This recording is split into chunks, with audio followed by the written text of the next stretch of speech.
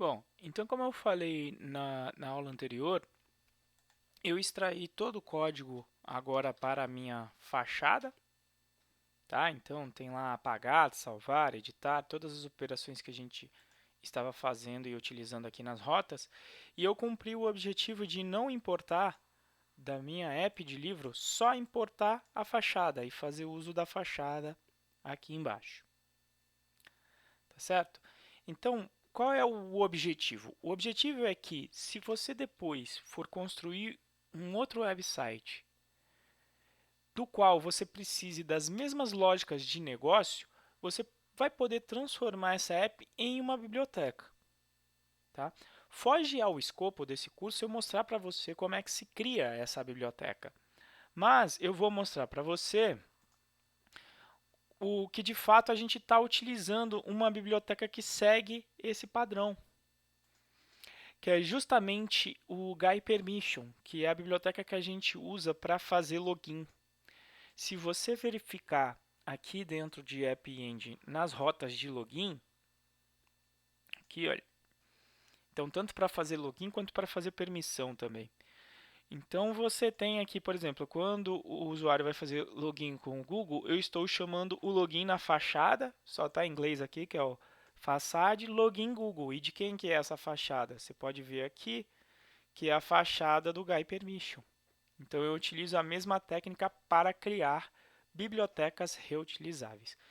Então não vem aí, ó, se você verificar, eu tenho aqui na biblioteca o Guy Permission 0.8.2 e ele está aqui definida essa biblioteca dentro do meu arquivo requirements, que a gente utilizou quando a gente fez a instalação do projeto App Engine lá no início. Então o meu scriptzinho faz uso dessa biblioteca, ele instala para você essa biblioteca quando você está trabalhando num projeto Tecton, tá certo?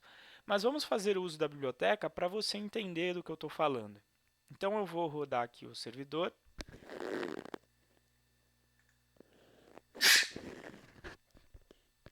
Então eu vou rodar aqui o servidor em modo debug. E aí a gente vai fazer o seguinte. Vamos entrar ali no livro novamente.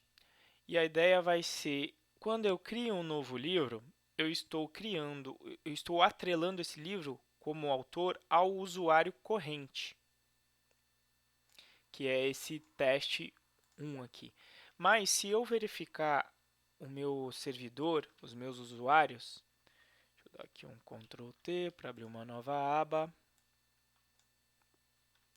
Se eu verificar lá na aba de administração quem são os usuários correntes, aqui na aba de permissão, eu tenho dois. Eu tenho do teste esse daqui e eu tenho do teste 2 também. Então, qual é a ideia? Vamos modificar, tentar utilizar a biblioteca do Guy Permissions para modificar esse formulário de criação de livro, de forma que eu consiga definir quem é o autor do livro colocando aqui um e-mail respectivo a esse autor. Bom, para fazer isso, como eu estou atrelando o livro a um usuário, eu teria que ter uma forma de, a partir do e-mail, chegar no meu usuário, no usuário respectivo a esse e-mail, na hora de salvar. Então, o que eu posso fazer? Venho aqui em Books, venho aqui na lógica de salvamento. Então, o que eu vou fazer aqui? Bom, em vez de receber o usuário logado, eu vou querer receber um parâmetro que vai ser o meu e-mail. Tá?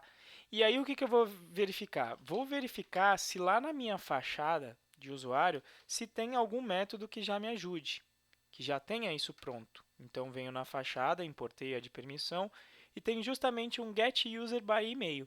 Se não houvesse esse método, o que eu ia ter que fazer? Ia ter que entrar na fachada e criar essa função e publicar uma nova versão da minha biblioteca.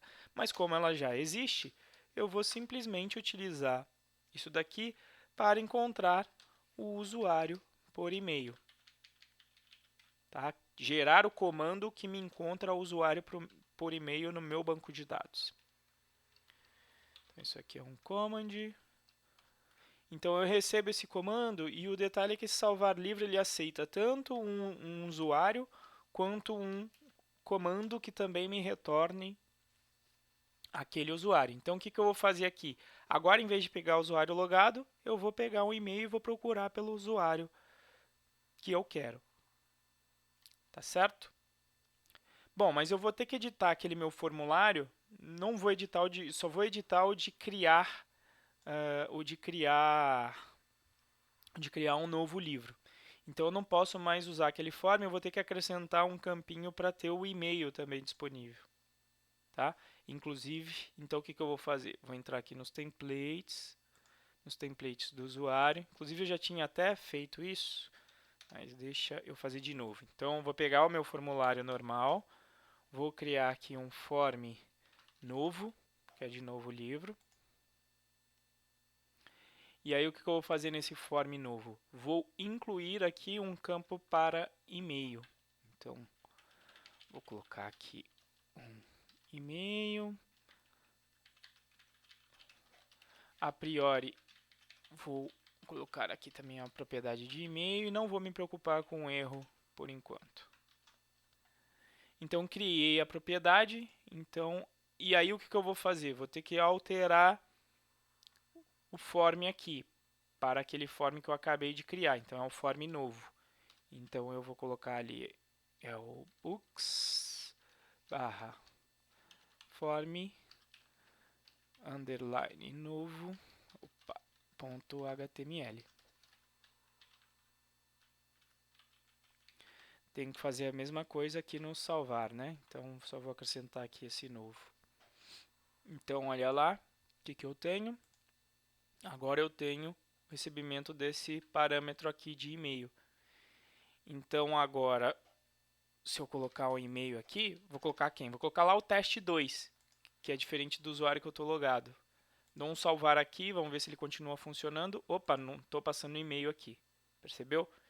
Então, tenho que lembrar só de, na hora que dá o erro, mandar também a propriedade de e-mail para eu não perder, para o usuário não ter que redigitar. Então, volto aqui, dou um salvar. Beleza, e ele não perde o e-mail. E aí, se eu salvar aqui, por exemplo, Python Birds, com preço qualquer, lançamento numa data qualquer, dou um salvar, o que vai acontecer? Não vai aparecer aquele Python Birds aqui, que eu coloquei lá com preço de 1000, né? Ele não apareceu. Por quê? Porque eu atrelei ele ao usuário teste 2. Então, o que eu vou fazer o logout aqui? Vou fazer o logout aqui do teste. Vou entrar novamente aqui nos livros. Opa, na verdade eu não fiz o login, né? Então, venho aqui no teste 2. Faço o login, entro aqui nos livros e está lá justamente aquele que eu salvei, o de 199. Tá certo? Então, assim eu consigo reutilizar código, transformando o código em biblioteca. Então, você segue a arquitetura de apps. E se depois você precisar reutilizar essa lógica em outros sites, basta você transformar aquela app em uma biblioteca. Foge ao escopo desse curso, mas você consegue pesquisar na internet. Tá bom? Então, para finalizar, eu só vou gravar um próximo vídeo comentando sobre a geração automática de apps. Tá certo? Ok.